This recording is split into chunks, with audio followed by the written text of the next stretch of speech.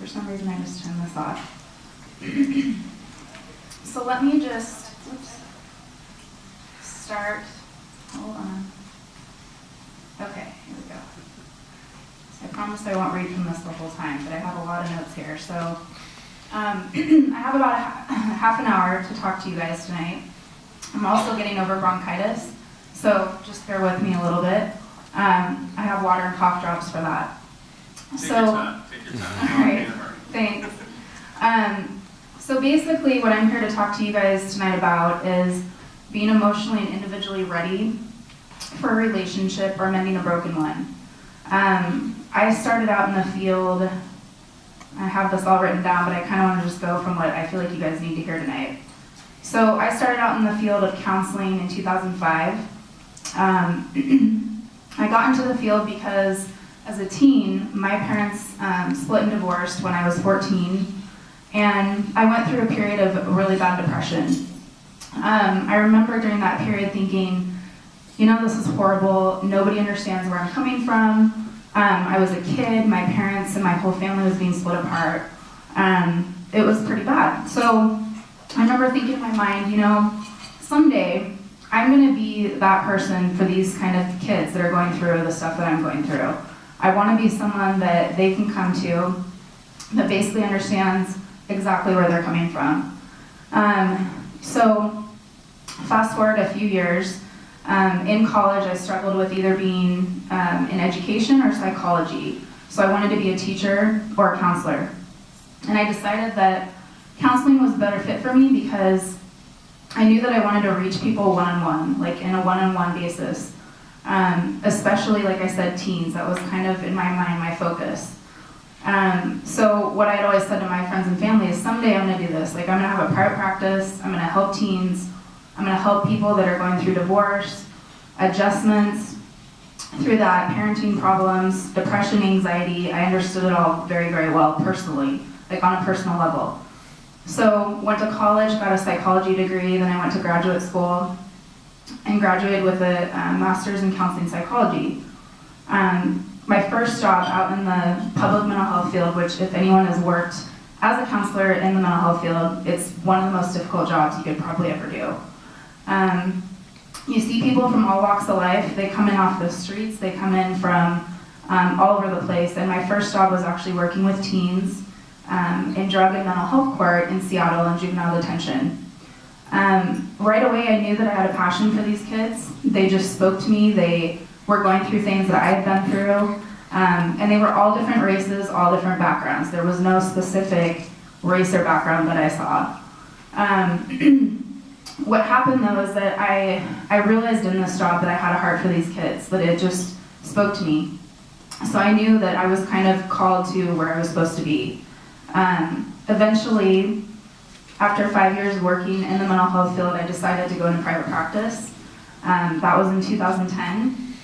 So I did that for a couple years, and then my husband and I got pregnant, and I had my daughter, our firstborn, in 2012, so I stayed at home for a couple years to take care of her and kind of put my career aside, which I had worked a really long time to get to. I was home a couple years with my daughter, and into that experience of being a stay-at-home mom, I loved it, but I felt like there was something a little bit missing from my life, that I missed helping people and being there for kids like I had been doing for such a long time and worked so hard to get to. In the midst of this, just to give you some more personal background information about me, we got pregnant again, and a couple months into that pregnancy, I miscarried the baby. So during that time, this was a really dark, again, depressing time for me. It was really difficult, and I remember just being on my knees a lot, praying and realizing that this wasn't where God meant for me to be, that I wasn't supposed to be depressed and anxious, that this was not the life He wanted for me, that there was hope. And so through a series of events, He kind of called me back to doing what it is that I love, which is helping people. Last year I went back to work part-time, and I'm working with Seattle Christian Counseling, as you guys, I think, can see up there, maybe it's not up there. But basically all of us are counselors there. We work with all different populations. I specifically work with teens and moms, and I do have male clients as well, but I specifically focus on teens and women that struggle with anxiety, depression, eating disorders, as well as marital problems, divorce adjustment, all of the above. I have a lot of clients right now that are really struggling, and so I feel like there's such a need for just love and kindness in this world, and in a lot of ways we're lacking it.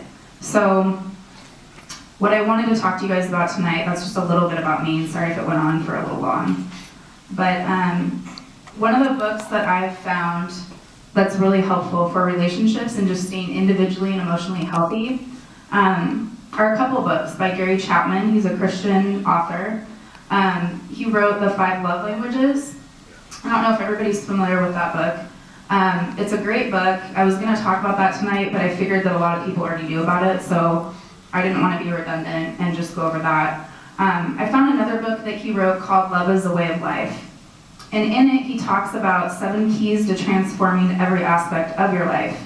I wanted to go over those a little bit with you guys and just kind of give you some information on this. And I apologize, my piece tonight is going to be a little bit more educational, so I'm not like the jokester, all of those things. But I wanted to give you guys something to take away with that could help yourselves individually or in a relationship or if you're getting into one.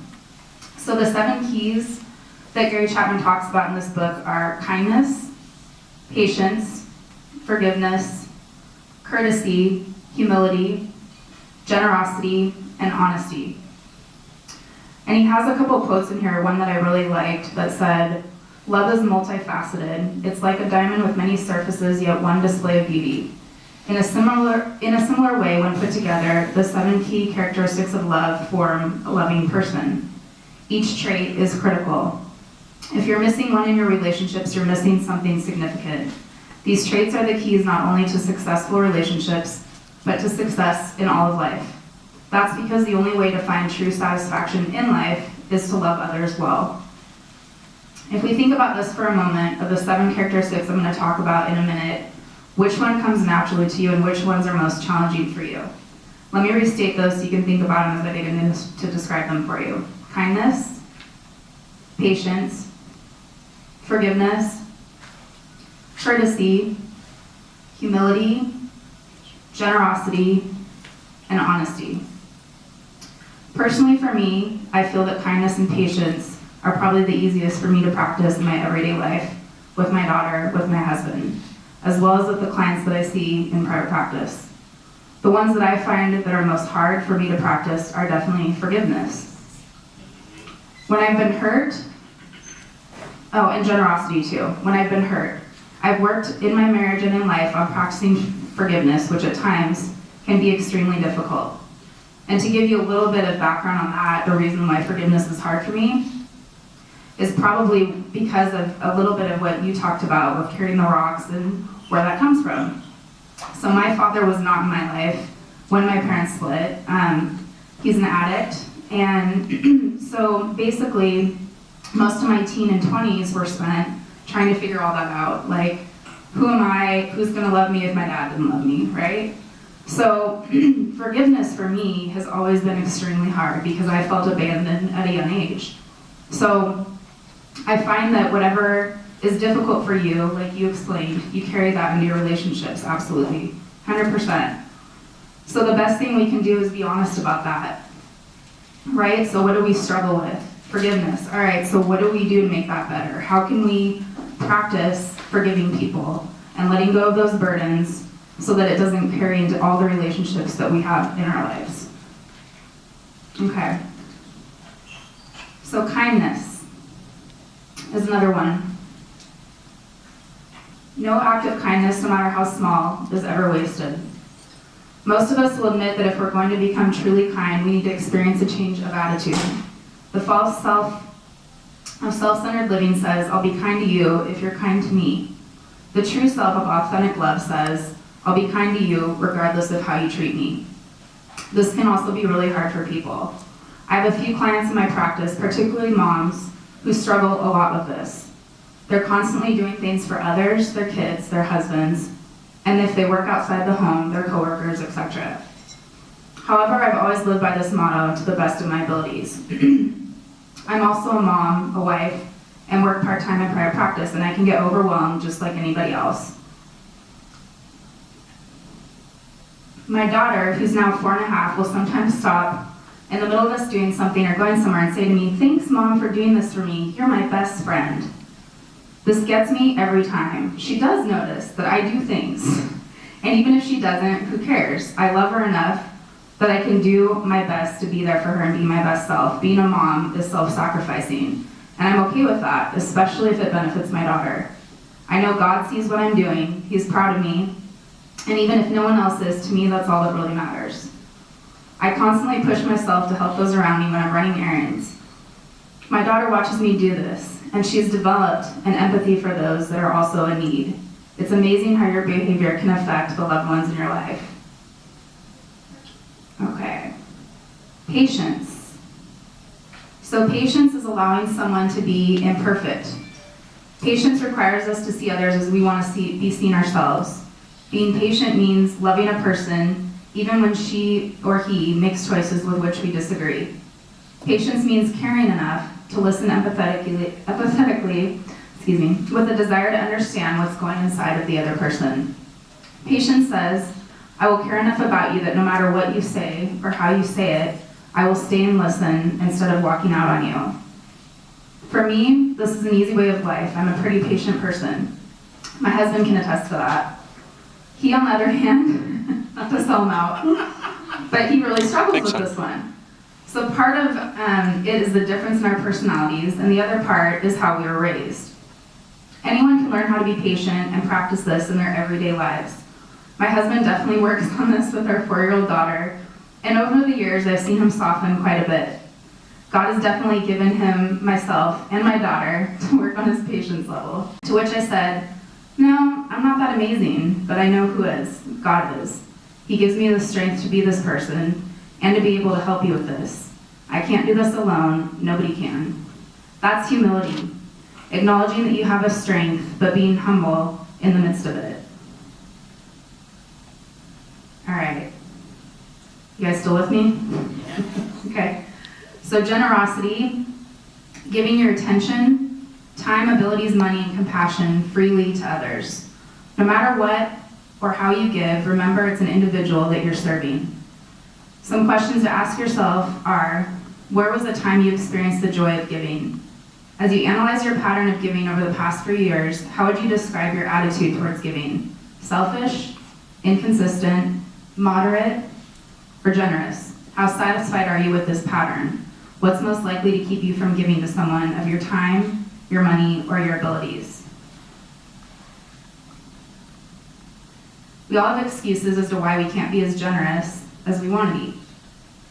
I don't make enough money, I have my own family, I don't have time to help others too.